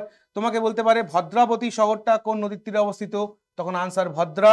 হসপেট শহরটা যেটা কিনা কর্ণাটকাতে রয়েছে কোন নদীর তীরে, না তুঙ্গাভদ্রা। তো এখানে স্টেটগুলোর নাম এই জন্যই দেওয়া যাতে পড়তে গিয়ে সুবিধা হয় যে কোনটা কোন স্টেটের মধ্যে পড়ছে সেটা যাতে মনে রাখা যায়। একই রকম ভাবে পরীক্ষায় এসছে যে গোয়ালিয়র শহরটা কোন নদীর তীরে, তখন মনে রাখবে চম্বল। নিজামাবাদ শহরটা কোন নদীর তীরে, তখন মনে রাখবে গোদাবরী। উজ্জয়ন শহরটা কোন নদীর তীরে, তখন মনে রাখবে শিপ্রা। তোমাকে যদি বলে সাংলি শহরটা কোন নদীর তীরে, তখন মনে রাখবে কৃষ্ণা। পুনে শহরটা কোন নদীর তীরে, তখন মনে রাখবে মুথা।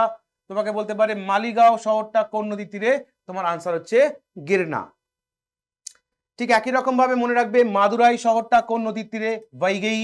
মনে রাখবে চেন্নাই শহরটা কোন নদীর তীরে, কুম এবং আধেয়ার দুটো নদী আছে। তিরুচিরাপল্লী কোন নদীর তীরে, কাবেরী, এটা রিপিট আছে পরেরটা। বিজয়বাড়া মনে রাখবে কোন নদীর তীরে, কৃষ্ণা, বহুবার পরীক্ষায় এসছে। ওকে, আর রাজামন্দ্রী বললে গোদাবরী, আর কোট্টায়াম বললে হচ্ছে মেনাচিল। এরপর যদি আমরা দেখি কোটা শহরটা কোন নদীর তীরে, সেক্ষেত্রে মনে রাখবে চম্বল নদীর তীরে। শ্রীনগর শহরটা কোন নদীর তীরে, না ঝিলাম নদীর তীরে। গোরখপুর বললে মনে রাখবে রাপ্তি নদীর তীরে। লখনৌ বললে মনে রাখবে গোমতী নদীর তীরে। রাউরকেল্লা বললে মনে রাখবে ব্রাহ্মণী নদীর তীরে, যেটা কিনা রয়েছে ওড়িশাতে। আর ওয়েস্ট বেঙ্গলের রেসপেক্টে যদি আমাকে টাউনস অ্যান্ড রিভার মনে রাখতে হয় তাহলে আমাকে জাস্ট এই লিস্টটা একটু পড়লেই মনে থাকবে। যেমন ধরো চিত্তরঞ্জন এবং আসানসোল যদি বলে কোন নদীর তীরে, আমি বলবো বরাকর। রানাঘাট কোন নদীর তীরে বললে বলবো চূর্ণী। উদয়নারায়ণপুর বললে দামোদর এবং রূপনারায়ণ। তারাপীঠ বললে দ্বারকা। কাঁচরাপাড়া, নৈহাটি, ভাটপাড়া, ব্যারাকপুর, বরানগর বললে তখন আনসার গঙ্গা। কৃষ্ণনগর এবং ছাপড়া বললে তখন আনসার হচ্ছে জলঙ্গি। হ্যামিল্টনগঞ্জ এবং আলিপুরদুয়ার বললে তখন আনসার হচ্ছে কালজানি। বসিরহাট বললে ইছামতি। মেদিনীপুর বললে কাঁসাই। জলপাইগুড়ি বললে তিস্তা অ্যান্ড করলা। শিলিগুড়ি বললে মহানন্দা। মাথাভাঙা বললে জলঢাকা। সিউড়ি সাঁইথিয়া বললে ময়ূরাক্ষী। বাগনান, কোলাঘাট, তমলুক বললে রূপনারায়ণ। ঘাটাল বললে শিলাবতী। বাঁকুড়া বললে দ্বারকেশ্বর এবং গন্ধেশ্বরী। তো ওয়েস্ট বেঙ্গলে যে সমস্ত বিখ্যাত শহরগুলো, যে সমস্ত নদীর তীরে, আমাকে ঠিক এইভাবে জিনিসটাকে মনে রাখতে হবে। মনে রাখবে পরীক্ষায় টাউনস অ্যান্ড রিভার খুব সহজ একটা টপিক, যেখান থেকে প্রায় কোশ্চেন আসতে পারে। এবং ফুড এসআই পরীক্ষাটা যেহেতু খুব বেশি হাইফাই কোশ্চেন করে না, সেই রেসপেক্টে কিন্তু তুমি আশা করতেই পারো যে এই টপিক থেকে কিন্তু তোমাকে প্রশ্ন দেবে। চলে যাবো এর পরের টপিক, যেটা হচ্ছে important awards of India. 7 number topic, ভারতবর্ষের গুরুত্বপূর্ণ কিছু পুরস্কার। তো ভারতবর্ষের গুরুত্বপূর্ণ পুরস্কার বলতে গেলে প্রথম যে পুরস্কারটা, অর্থাৎ সর্বোচ্চ পুরস্কার, সর্বোচ্চ নাগরিক সম্মান যদি বলা হয়, সেটা কি না ভারতরত্ন। এটাকে কি বলা হয় না highest civilian award of India, যেটা প্রতিষ্ঠা হয়েছিল কবে না 2রা জানুয়ারি 1954। এই পুরস্কারটা পাওয়ার ক্ষেত্রে কোনো রকম রেস, অকুপেশন, পজিশন বা সেক্স এইগুলো দেখা হয় না। শুধুমাত্র যদি তুমি দেশের প্রতি এক্সেপশনাল সার্ভিস বা পারফরমেন্স প্রোভাইড করো, তবেই তুমি এই পুরস্কারটার জন্য নমিনেশন পাবে।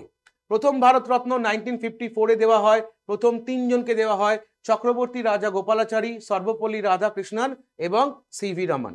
এই ইনফরমেশনগুলোর সঙ্গে সঙ্গে তোমাকে আরেকটু ইনফরমেশন মনে রাখতে হবে।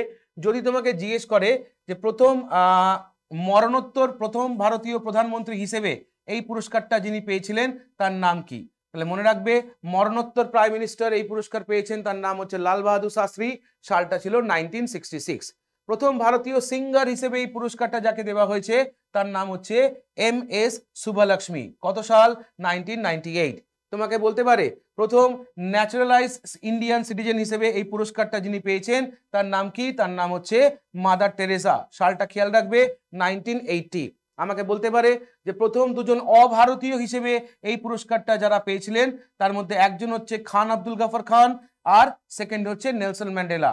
খান আব্দুল গাফর খান 1987-এ এই পুরস্কারটা পায়, আর ম্যান্ডেলা পায় হচ্ছে 1990-তে। নেক্সট, ভারতরত্ন সব থেকে কনিষ্ঠতম হিসেবে যে ব্যক্তিকে দেওয়া হয়েছে তার নাম হচ্ছে সচিন তেন্ডুলকর, যখন তার বয়স 40 বছর। 2014 সালে তাকে এই পুরস্কারটা দেওয়া হয়েছে। এখনো পর্যন্ত এই পুরস্কারটা যদি আমরা দেখি টোটাল 53 জন পেয়েছে। আর 2024-এ লেটেস্ট যদি আমরা দেখি, কার্পুরী ঠাকুর, যাকে পস্থুমাসলি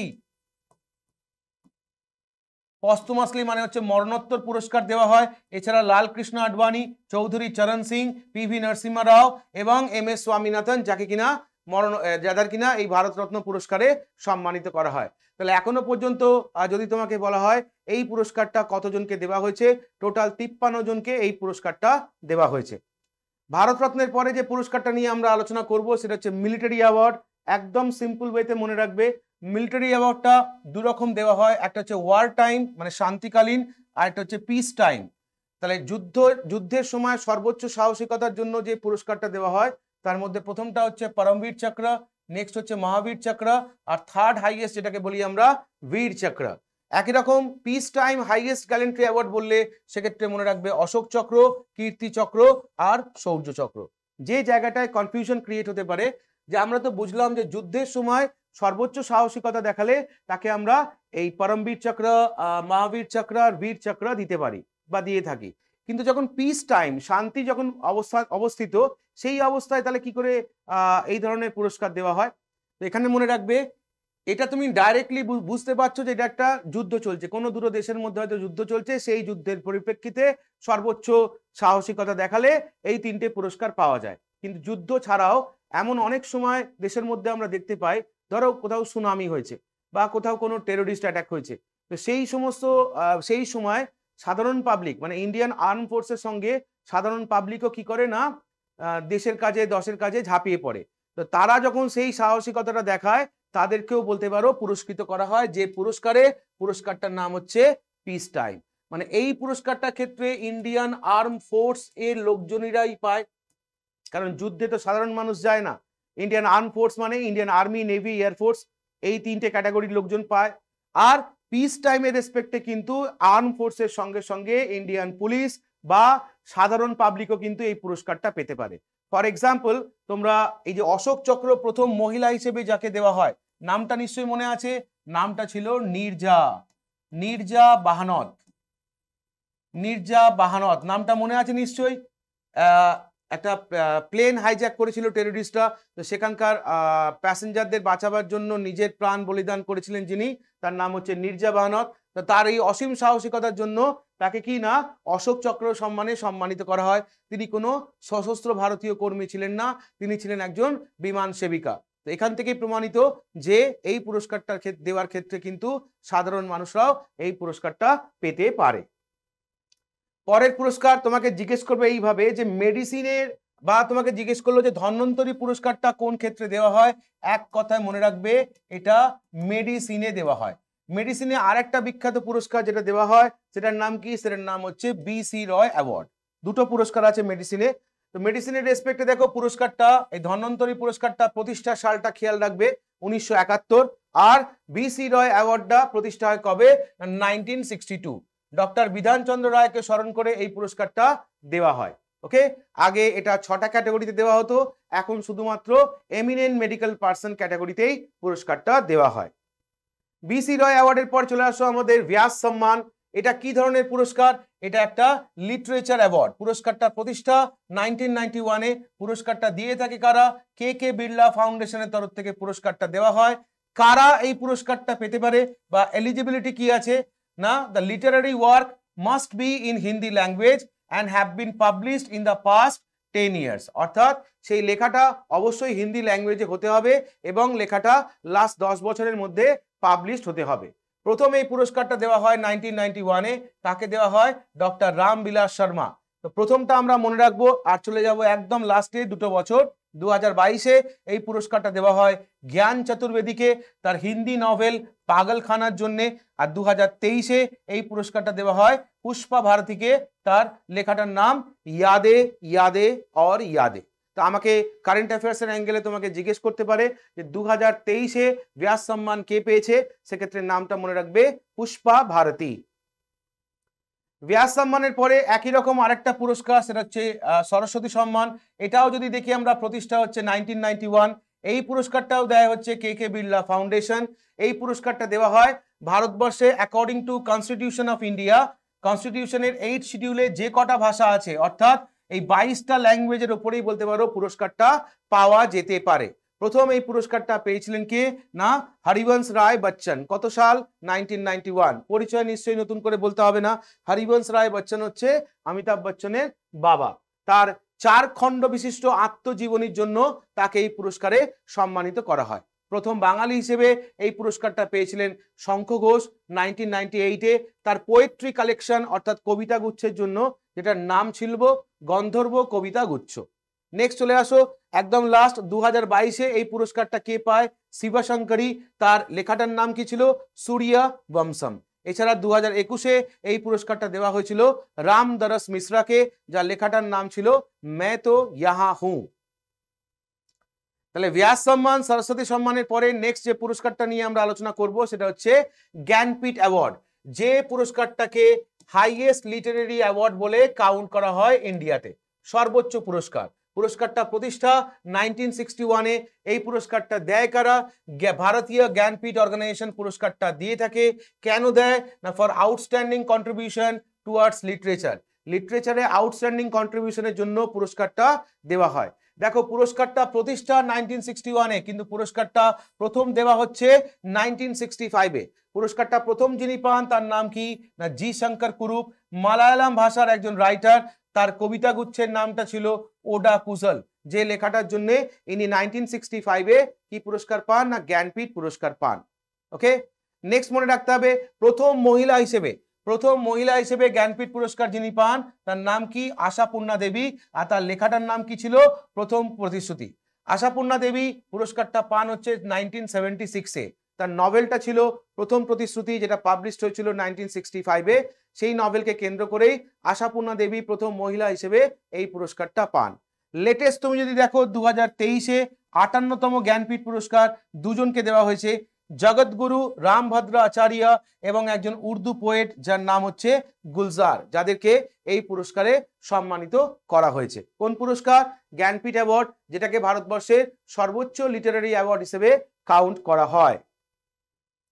এরপর চলে আসো মূর্তি দেবী অ্যাওয়ার্ড, এটাও বলতে পারো লিটারেচারের উপরে দেওয়া হয়। কারা দেয়? ভারতীয় জ্ঞানপীঠ অর্গানাইজেশন পুরস্কারটা দিয়ে থাকে। এই পুরস্কারটা প্রথম দেওয়া হয় 1983-তে, আর লাস্ট যদি তুমি দেখো 2019-এ এই পুরস্কারটা দেওয়া হয়েছিল। যিনি পেয়েছিলেন তার নাম বিশ্বনাথ প্রসাদ তিওয়ারি। তার লেখাটার নাম কি না আস্তি और ভাবতি, হিন্দি ল্যাঙ্গুয়েজের লেখা। প্রথম বাঙালি হিসেবে পুরস্কারটা 2017-তে পায় জয় গোস্বামী।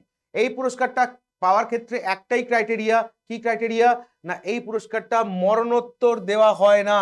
ওকে, মরণোত্তর এই পুরস্কারটা দেওয়া হয় না। এছাড়া ভারতীয় সংবিধানের 8 শিডিউলে যে কটা ল্যাঙ্গুয়েজ আছে সেই সমস্ত ল্যাঙ্গুয়েজ অর্থাৎ 22টা ল্যাঙ্গুয়েজের উপরেই এই পুরস্কারটা দেওয়া হয়। নেক্সট চলে আসো বঙ্কিম পুরস্কার। পশ্চিমবঙ্গ সরকারের বলতে পারো সর্বোচ্চ পুরস্কার হিসেবে কাউন্ট হয় যে পুরস্কারটা, সেটার নাম হচ্ছে বঙ্কিম পুরস্কার, যেটা বেঙ্গলি ফিকশনের উপরে পুরস্কারটা দেওয়া হয়। এই পুরস্কারটা আমাদের মুখ্যমন্ত্রীর তরফ থেকে পুরস্কারটা হাতে তুলে দেওয়া হয়। পুরস্কারটা প্রতিষ্ঠা হয় 1975-এ। 2023-এ লাস্ট এই পুরস্কারটা পেয়েছে জয়ন্ত দে, যার লেখাটার নাম কি ছিল? অন্নপূর্ণা। ওকে, তাহলে পশ্চিমবঙ্গের লিটারেচারের সর্বোচ্চ পুরস্কারটার নাম কি যদি জিজ্ঞেস করে, সেক্ষেত্রে বলবো আমরা বঙ্কিম পুরস্কার, যেটা গভর্নমেন্ট অফ ওয়েস্ট বেঙ্গলের নিজস্ব পুরস্কার। চলে যাও নেক্সট, পরের টপিকটা দেখো স্পোর্টস অ্যাওয়ার্ড। তাহলে এতক্ষণ ধরে আমরা ভারতবর্ষের বিভিন্ন পুরস্কার সম্পর্কে দেখলাম, এবার পার্টিকুলারলি স্পোর্টস অ্যাওয়ার্ড সম্পর্কে দেখব। তো স্পোর্টস অ্যাওয়ার্ডের মধ্যে প্রথমেই যেটা মনে রাখতে হবে যে ভারতবর্ষের সব থেকে হাইয়েস্ট স্পোর্টস অ্যাওয়ার্ডের নাম কি? আমরা জানি মেজর ধ্যানচাঁদ খেলরত্ন, যেটার আগের নাম কি ছিল? রাজীব গান্ধী খেলরত্ন। আমাদের প্রাক্তন প্রাইম মিনিস্টার রাজীব গান্ধীর নাম অনুযায়ী পুরস্কারটার নামকরণ করা হয়েছিল, যদিও পুরস্কারটার নাম পরবর্তীকালে চেঞ্জ করে মেজর ধ্যানচাঁদ খেলরত্ন রাখা হয়। 1991-92 থেকে পুরস্কারটা দেওয়া চালু হয়েছে। প্রথম এই পুরস্কারটা যিনি পেয়েছেন তার নাম হচ্ছে বিশ্বনাথন আনন্দ। আর একটু ডিটেলস আমরা দেখব। তাহলে লেটেস্ট এই পুরস্কারটা কে পেয়েছে আমরা দেখে নেব। লেটেস্ট এই পুরস্কারটা পেয়েছে অর্থাৎ 2023-এ এই পুরস্কারটা দিয়েছে চিরাগ শেট্টি আর সাত্বিক সিরাজকে, যারা দুজনেই কিনা ব্যাডমিন্টন খেলার সঙ্গে যুক্ত। আর 2022-এ এই পুরস্কারটা যাকে দেওয়া হয়েছিল তার নাম হচ্ছে অচন্ত শরৎ কমল, যিনি কিনা টেবিল টেনিস খেলার সঙ্গে যুক্ত। তাহলে আমি বললাম এই পুরস্কারটার আরেক নাম কিনা রাজীব গান্ধী খেলরত্ন পুরস্কার, এটার নামটা চেঞ্জ করে মেজর ধ্যানচাঁদ খেলরত্ন করা হয়। কোন সালে না 2019-এ। পুরস্কারটা প্রতিষ্ঠা হয় 1991-92-তে। পুরস্কারটা দিয়ে থাকে মিনিস্ট্রি অফ ইউথ অ্যাফেয়ার এবং স্পোর্টস। আর পুরস্কারটা কি কারণের জন্য দেওয়া হয় না একজন স্পোর্টস পার্সনের 1 বছরের পারফরমেন্স বিচার করে পুরস্কারটা দেওয়া হয়। প্রথম এই পুরস্কারটা দেওয়া হয়েছিল বিশ্বনাথন আনন্দকে, তিনি কিনা চেস খেলার সঙ্গে যুক্ত। তাহলে এটাই হচ্ছে ভারতবর্ষের খেলাধুলোর সর্বোচ্চ পুরস্কার। নেক্সট পুরস্কার ক্যাটাগরিতে যদি আমি বলি দ্বিতীয় সর্বোচ্চ পুরস্কার কোনটাকে কাউন্ট করা হয়, তখন মনে রাখবে অর্জুনকে কাউন্ট করা হয় সেকেন্ড হাইয়েস্ট অ্যাওয়ার্ড হিসেবে। তাহলে দ্রোণাচার্য পুরস্কারটা কাদের দেওয়া হয়? এক্ষেত্রে মনে রাখবে দ্রোণাচার্য পুরস্কার দেওয়া হয় কাদেরকে না কোচেদেরকে। আর যদি বলা হয় খেলাধুলোর জগতে লাইফ টাইম অ্যাচিভমেন্ট পুরস্কার কোনটাকে কাউন্ট করা হয়, তখন মনে রাখবে ধ্যানচাঁদ পুরস্কারটাকে কাউন্ট করা হয় লাইফ টাইম অ্যাচিভমেন্ট হিসেবে। লাইফ টাইম অ্যাচিভমেন্ট অ্যাওয়ার্ড হিসেবে এই পুরস্কারটাকে কাউন্ট করা হয়। ওকে, এবার দেখো আমরা নেক্সট পুরস্কারটায় চলে যাব অর্জুন পুরস্কার। তো নেক্সট পুরস্কারটা চলে যাব অর্জুন পুরস্কার। অর্জুনের রেসপেক্টে কত সালে এটা প্রতিষ্ঠা? 1961। কারা দিয়ে থাকে? মিনিস্ট্রি অফ ইউথ অ্যাফেয়ার এবং স্পোর্টস। কি কারণের জন্য দেওয়া হয়? আউটস্ট্যান্ডিং অ্যাচিভমেন্ট ইন স্পোর্টস, খেলাধুলোর জগতে আউটস্ট্যান্ডিং অ্যাচিভমেন্টের জন্য এই পুরস্কারটা দেওয়া হয়। এখন মজার ব্যাপার, এই পুরস্কারটা আগে দেওয়ার ক্ষেত্রে যে ক্রাইটেরিয়াটা মেনটেন করা হতো যে আন্তর্জাতিক স্তরে তুমি যদি 5 বছর ভালো পারফর্ম করো তাহলেই তোমাকে এই পুরস্কারের জন্য বিবেচনা করা যেতে পারে। কিন্তু এখন তার সঙ্গে একটা ট্যাগ জুড়ে দিয়েছে যে শুধুমাত্র ভালো পারফর্ম করলেই হবে না, তোমার মধ্যে কি থাকতে হবে? কোয়ালিটি অফ লিডারশিপ থাকতে হবে, স্পোর্টসম্যানশিপ থাকতে হবে এবং সেন্স অফ ডিসিপ্লিন থাকতে হবে, তবেই তুমি এই পুরস্কারটা পেতে পারো। তো তুমি খুব ভালো হয়তো পারফর্মার, মাঠে হয়তো ভালো পারফর্ম করো, কিন্তু অপোনেন্ট যে দল সেই দলের প্লেয়ারদের তুমি সম্মান করো না, তোমার মধ্যে স্পোর্টস স্পিরিটটা নেই, তোমায় কিন্তু এই পুরস্কারের জন্য বিবেচনা করা হবে না। তুমি খুব ভালো প্লেয়ার কিন্তু তুমি ডিসিপ্লিন নও, তোমাকে কিন্তু এই পুরস্কারের জন্য বিবেচনা করা হবে না। এই ক্রাইটেরিয়াটা নতুন করে অ্যাড অন করেছে। আর কি জিজ্ঞেস করতে পারে, 2023-এ টোটাল কতজনকে এই পুরস্কারে সম্মানিত করা হয়েছে? 2023-এ টোটাল 26 জনকে এই পুরস্কারে সম্মানিত করা হয়েছে। তো 26টা নাম মনে রাখতে হবে না, এখানে যেগুলো দেওয়া আছে, শ্রী সুনীল কুমার যে কিনা রেসলিং খেলার সঙ্গে যুক্ত, দীক্ষা দাগর যে কিনা গল্ফ খেলার সঙ্গে যুক্ত, শ্রী মোহাম্মদ শামি ক্রিকেট খেলার সঙ্গে যুক্ত, আর বৈশালী চেস খেলার সঙ্গে যুক্ত, ঐশ্বরিয়া প্রতাপ সিং তোমার যে কিনা শুটিং খেলার সঙ্গে যুক্ত। এই নামগুলো একটু মনে রাখবে আর টোটাল ফিগারটা মনে রাখবে। তাহলে ধ্যানচাঁদ, অর্জুন, তারপর কি বললাম, দ্রোণাচার্য পুরস্কার। পুরস্কারটা কাদেরকে দেওয়া হয়? একটু আগেই বলেছি আমরা, এই পুরস্কারটা আউটস্ট্যান্ডিং কোচেদেরকে দেওয়া হয়। ওকে, খেলাধুলোর জগতে যারা আউটস্ট্যান্ডিং কোচ তাদেরকেই দেওয়া হয়। আর কি মনে রাখতে হবে, পুরস্কারটা প্রতিষ্ঠা হয়েছে কত সালে? 1985-এ। আর 2023-এ এই পুরস্কারটা দেওয়া হয়েছে শ্রী ললিত কুমার যিনি কিনা একজন রেসলিং কোচ, শ্রী আর.বি. রমেশ যিনি কিনা একজন চেস কোচ, শ্রী মহাবীর প্রসাদ সাইনি যিনি কিনা একজন para athletics coach, Shri Shibendra Singh যিনি কিনা একজন হকি কোচ, আর শ্রী গণেশ প্রভাকর যিনি কিনা একজন মল্লকম্বের কোচ। তাহলে তিনটে হয়ে গেল। লাস্ট যেটা পড়বো আমরা কি না, ধ্যানচাঁদ অ্যাওয়ার্ড। ধ্যানচাঁদ অ্যাওয়ার্ডটা কি বললাম, এই পুরস্কারটাকে অফিসিয়ালি কি বলা হয় না, এই পুরস্কারটাকে বলা হয় Dhyan Chand award for lifetime achievement in sports and games. অর্থাৎ খেলাধুলোর জগতে ভারতবর্ষের রেসপেক্টে এটা হচ্ছে কি অ্যাওয়ার্ড না, এটা হচ্ছে লাইফ টাইম অ্যাচিভমেন্ট অ্যাওয়ার্ড। যে পুরস্কারটা চালু হয়েছিল 2002-তে। কার নামে না, এই পুরস্কারটা দেওয়া হয় ধ্যানচাঁদের নামে, যিনি কিনা ছিলেন একজন ভারতীয় ফিল্ড হকি প্লেয়ার, যে কিনা তার কেরিয়ারে মোর দ্যান 1000 গোল করেছেন, আর যার কেরিয়ারটা স্প্যান করেছিল 20 বছর, 1926 থেকে 1948, এই দীর্ঘ 20 বছর ইনি হকি খেলার সঙ্গে যুক্ত ছিলেন। প্রথম এই পুরস্কারটা চালু হচ্ছে 2002-তে, আর প্রথম এই পুরস্কারটা দেওয়া হয় কাকে না, সাহুরাজ বিরাজদার বক্সিং খেলার সঙ্গে যুক্ত, অশোক দিওয়ান হকি, অপর্ণা ঘোষ বাস্কেটবল, যাদেরকে কিনা 2002-তে এই পুরস্কারে সম্মানিত করা হয়। তাহলে তুমি বলতে পারো স্যার এই পুরস্কারটা কি 2023-এ বা 24-এ বা তার আগে অন্য কাউকে আর দেওয়া হয়নি, 2002-তেই লাস্ট দেওয়া হয়েছে? না, ডেফিনেটলি দেওয়া হয়, কিন্তু পরীক্ষায় তোমাকে ওখান থেকে প্রশ্ন আসবে না। পরীক্ষায় তোমাকে জিজ্ঞেস করতে পারে জাস্ট এইভাবে যে খেলাধুলোর জগতে লাইফ টাইম অ্যাচিভমেন্ট পুরস্কার কোনটাকে বলা হয়, সেক্ষেত্রে তোমার আনসার হচ্ছে ধ্যানচাঁদ অ্যাওয়ার্ড। ক্লিয়ার? তাহলে স্পোর্টস অ্যাওয়ার্ড, তার সাথে হচ্ছে আগে আমরা ইন্ডিয়ার বিভিন্ন রকম অ্যাওয়ার্ডও এখানে পড়ে নিলাম। এই হচ্ছে টোটাল 8টা টপিক, যে 8টা টপিক আমরা এখানে আলোচনা করলাম। আমি ক্লাসের প্রথমেই নিশ্চয়ই বলেছিলাম, তোমরা নিশ্চয়ই জানো যে আমরা নর্মাল ক্লাসে 10টা টপিক করেছি, তার সাথে এই 8টা টপিক আরও এখানে অ্যাড অন করে দিলাম, মানে 18টা টপিক তোমাদের স্ট্যাটিক জিকের জন্য একবার একটু দেখে যাবে পরীক্ষার আগে, এবং তার সঙ্গে কারেন্ট অ্যাফেয়ার্স যা করানো হয়েছে বা লাস্ট 6 থেকে 8 মাসের কারেন্ট অ্যাফেয়ার্স একটু ভালো করে উল্টে পাল্টে যাবে। আশা করি এর মধ্যে থেকেই তোমরা পরীক্ষার কোশ্চেন কমন পাবে। আজকে তাহলে এই পর্যন্তই, দেখা হবে আরেকটা অন্য ভিডিওতে। ততক্ষণের জন্য সবাই ভালো থেকো, সাবধানে থেকো। Thank you.